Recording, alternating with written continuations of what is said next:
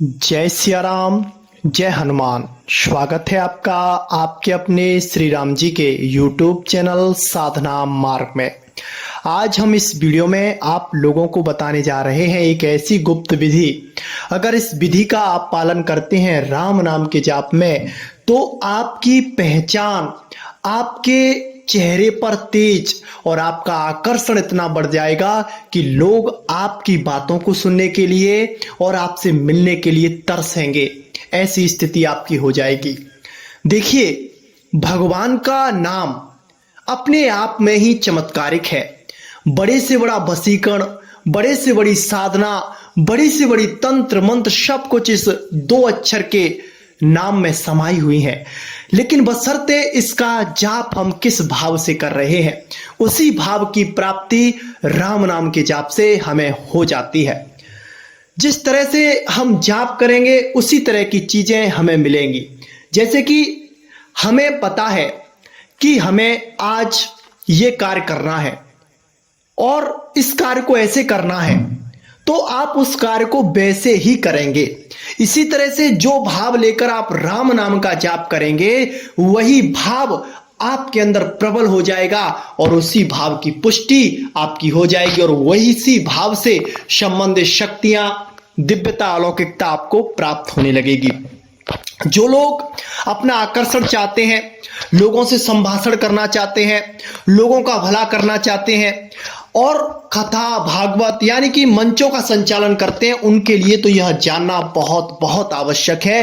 क्योंकि अगर वह इस कार्य को कर लेते हैं तो उनके जीवन में एक आकर्षण शक्ति, आवाज में आकर्षण शक्ति, उनकी बातों में, उनके चेहरे में, उनकी चाल ढाल में वो आकर्षण शक्ति आ जाती है, जिसे देखकर लोग उनके दीवाने हो जाते हैं, उनको सुनने के लिए उत्सुक हो जाते हैं, उनसे दूर होना ही नहीं चाहते हैं। तो ये चीज कब होती है? जैसा भाव लेकर हम राम नाम का जाप करेंगे, यानी कि राम नाम के जाप में हमें प्रभु से आकर्षण होता है।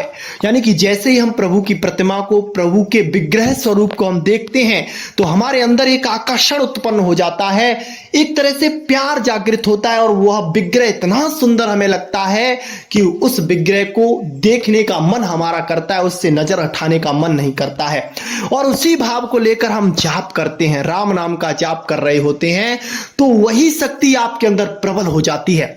यानी कि आपके अंदर श्री राम जी की वो आकर्षण शक्ति आ जाती है। उस आकर्षण शक्ति से अगर आप कहीं जाएंगे तो वही आकर्षण आप पर होगा। लोग भी आपसे नजरें नहीं हटाएंगे, आपकी तरफ देखते रहेंगे। जब हम राम नाम का जाप आर्त भाव होकर करते हैं, यानी रोकर पुकार कर प्रभु को मनाते हैं, प्रभु से प्रार्थना करते हैं, श्री राम जी मेरी रक्षा करें, मुझे अपना लें, मैं दुखी हूं, मैं दीन हूं, मैं पापी हूं, हर मुझ में अवगुण भरे हुए हैं, लेकिन आप मुझे अपना लीजिए। तो यह भाव आर्त भाव से आप पुकारते हैं, तो आर्त भाव आपका प्रभु की तरफ जाता है, तो आर्त भाव की शक्तियां आपको मिल जाती हैं।